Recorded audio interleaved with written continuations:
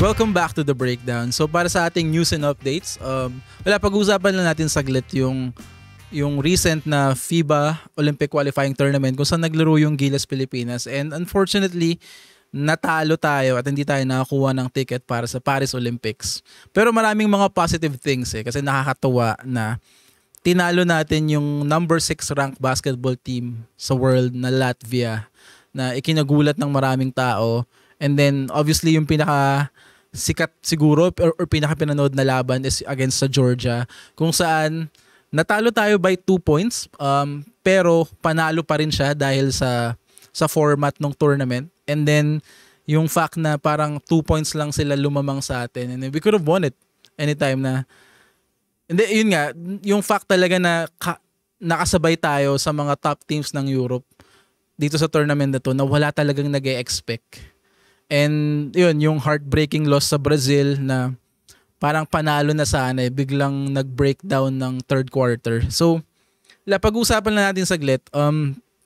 Kasi coming into this tournament, actually, simula nung hinandle ni Coach Tim Cone yung Gilas program, parang marami na kagad question mark. Kasi marami nagsasabi na parang yung system ni Coach Tim Cone na triangle offense parang hindi na uso sa basketball ngayon.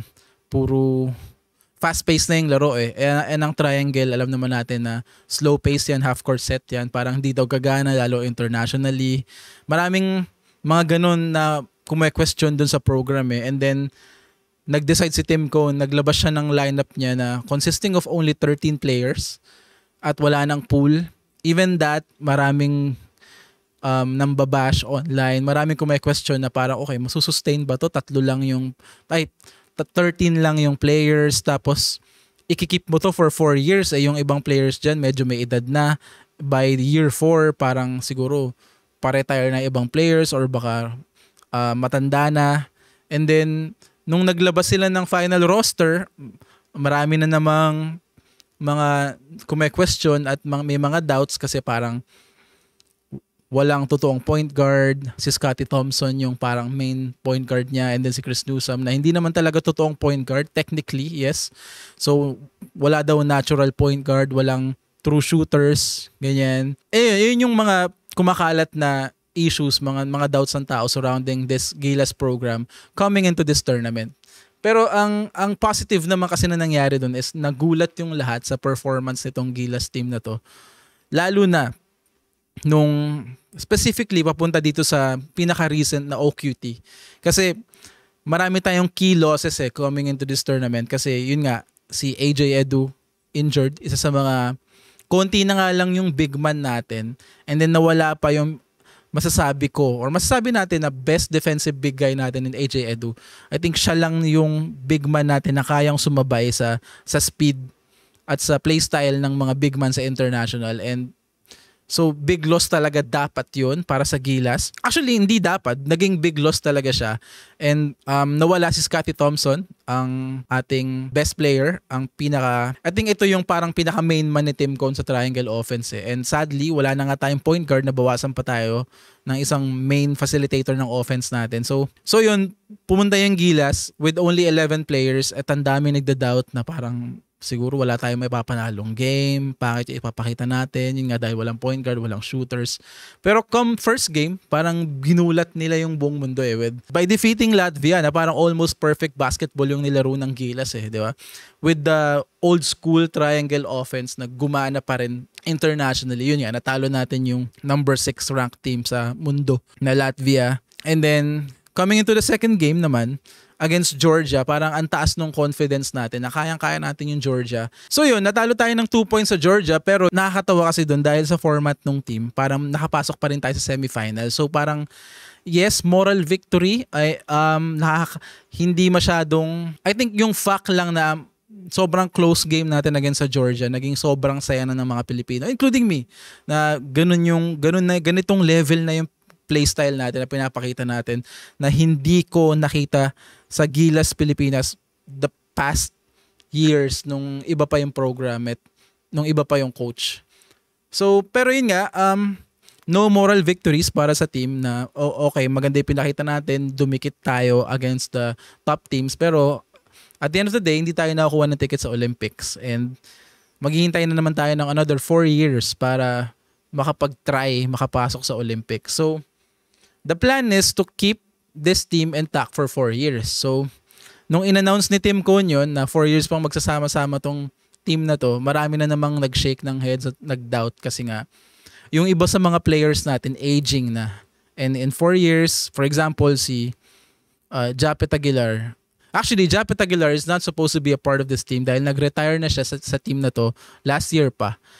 Nung na-injured sa AJ Edu, talagang kinailangan lang siya ni Tim Cone. And I think nag-beg si Tim Cone na bumalik siya. And alam naman natin si Japet recently, siya yung parang biniblame ng buong Pilipinas sa pagkatalo sa Brazil. First of all, I think hindi niya deserve yun kasi nag-serve to sa country for the longest time eh. And yun nga, hindi retire na to sa Gilas eh.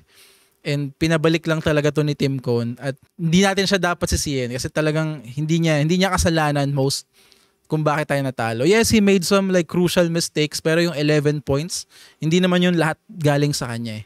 Anyways, yun nga, with the age factor, kasi parang 38 years old na si Japet ngayon. And then in 4 years, 42 na siya. And realistically, parang father time na yun sa isang player. Actually, yung 38 nga, parang yun yung mga age na nagre-retire na yung mga player. So parang yun, questionable sa mga tao na palalaroin mo ba si Japet hanggang 42 siya. And then you have Justin Brownlee. So Justin Brownlee is our naturalized player. He is our best player. Siya yung bumubuhat sa team. 36 na siya ngayon. In 4 years, ano siya? 40? Diba? Is he still gonna be the same Justin Brownlee in 4 years? At 40 years old? So yun, maraming mga nagda-doubts na sa team na parang hindi yata tama yun. Another main player is Junmar Fajardo, who is, I think 33 na siya ngayon. 32, ganun. And in 4 years, parang 38 na siya. 37, mga ganun. So, is he still gonna be the same Junmar Fajardo na ngayon at this time, liability na si Junmar sa defense dahil sobrang bagal niya. Although, magaling siya sa post, kaya niyang sabayan lahat ng big man internationally sa offensive end. Pero defensively, liability na siya. What more in 4 years, diba? Magsuslow down lalo yan si Junmar. I mean, for sure, diba? Inevitable naman kasi yung father time eh. Malay mo, may injured pa yan. And yung pool natin talaga sobrang liit na wala tayong backup na young players. So, yeah, yun kasi yung tricky eh. Pero I think ang mangyayari talaga, ang pinaka best case scenario para sa Gilas ay mag-add talaga si Tim Cone ng a few players na gawin niyang at least 16 yung pool niya na magpa-practice na ngayon leading towards to in the next 4 years. Kasi 40-year-old Justin Brownlee, I don't think he's gonna be at his peak. I think pa-decline na talaga siya noon. And actually, sinimulan na ng SBP and ni Coach Tim Cone na gawin yan by naturalizing si Boatwright na isang 26-year-old player, big man, 6'10", can do it all, everything. And in 4 years, di ba, parang he's at the peak of his career. So, yun yung isang sign. May backup tayo para kay Justin Brownlee. And in terms naman kay Junmar Fajardo, in 4 years, kung depende sa health niya, depende kung paano niya alagaan yung sarili niya. I think having a veteran who's a PBA legend, who's won, multiple MVPs, still, or maybe in recent history, hindi arguably, siya yung pinakamagaling na big man na produce natin sa Pilipinas. Having him there, kung hindi pa siya magre-retire in the next years, at umabot pa siya ng 38 years old, he can still play. Nakikita ko kasi yung play style naman ni Junmar, hindi naman nagre-rely sa alam mo yun, outside shooting, sa speed, yung pagiging agile. Post-up player naman siya. Although, yeah, magiging a step slower siya, pero ang pwede mong gawin dyan is yung minutes niya, hindi na ganun kagaya nung play style niya ngayon. He can still be a part of the team, pero like mababawasan lang talaga yung minutes niya, liliit talaga yung role niya. And marami naman kasing positives eh. Kung titignan mo yung playstyle ni Coach Tim Cone, hindi naman siya nagro-rotate ng 12 guys eh, na equal yung minutes eh. Mga ano lang yan, 7, 8, 9. And kapag mga crucial na part ng tournament, talagang ang late na ng rotation yan eh. So, it's okay.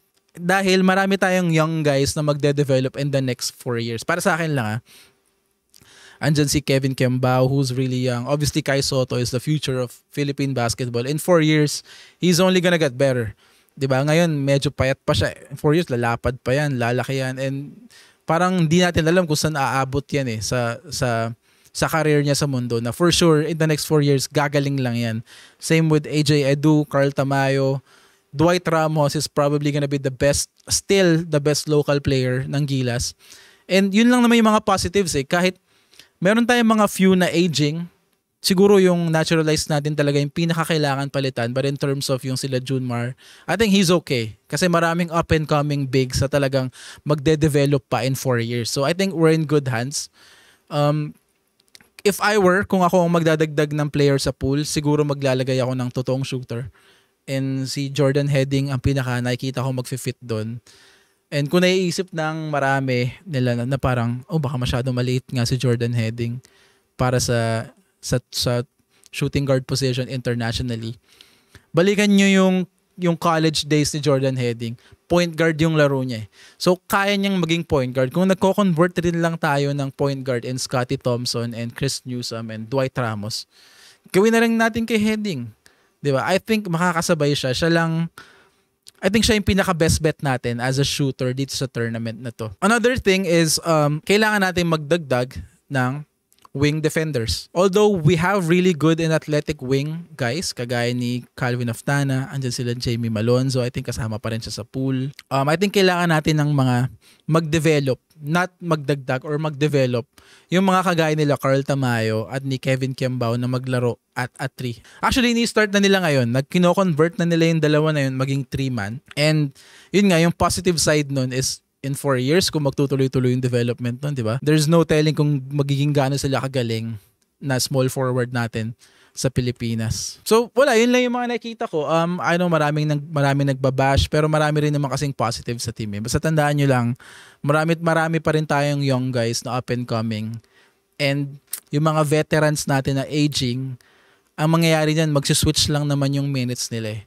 So yung mga young guys natin yung tataas yung minuto at yung usage at yung role, at yung mga veterans as they age, sila yung bababa yung minutes at bababa yung usage, but they can still be a part of the team. Parang magbabaliktad lang naman So I think this Gilas team is in good hands. Pero yun nga, kung magdadagdag sila ng player, I think kailangan nila i-consider si Jordan Heading, or kung kailangan mo ng dalawang shooter, si Bobby Ray Parks.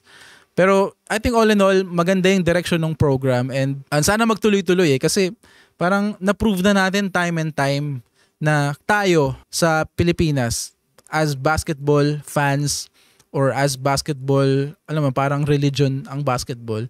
For the longest time, parang hindi tayo nakakasabay sa international basketball. Medyo laughing stock nga tayo. Nasasabihan nga tayo na parang ng mga foreigners na parang hindi pa raw sila nakakita ng country na sobrang passionate sa something that they suck. And I think na-prove na natin in recent tournaments na kapag meron tayong proper system at proper program, kaya nating sumabay like toe-to-toe sa mga top European teams. Na-prove na natin yan ng sobrang daming beses with Coach Tab Baldwin, ngayon with Coach Tim Cone. And ako naniniwala ako na today, yung basketball ngayon sa Pilipinas is hindi na tayo iwan sa talent Andun na tayo, talent per talent.